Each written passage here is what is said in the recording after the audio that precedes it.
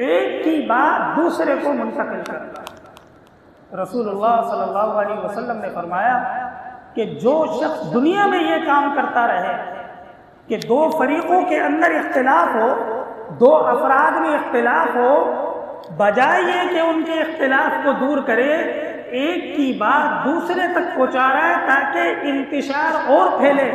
آگ اور بھڑکے، ایسے شخص کو قیامت کے دن اس کا حال یہ ہوگا کہ دو زبانیں اس کی ہوں گی، جو آگ کے انگارے کی صورت میں ہوں گی۔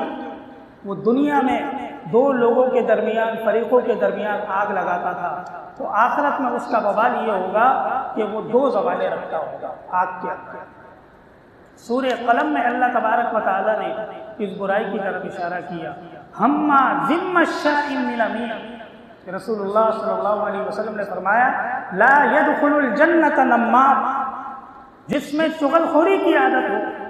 حتیٰ کہ علماء فرماتے ہیں کہ جہاں انسان یہ دیکھے کہ دو شخصوں میں اختلاف ہے، دو فریقوں میں اختلاف ہے،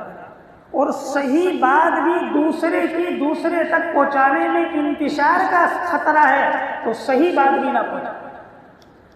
اور یہاں تو حال یہ ہے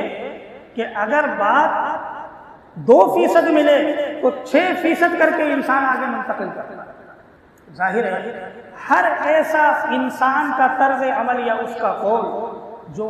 دو دلوں کے درمیان تفریق کرنے کا سبب بنے، شریعت نے اس کو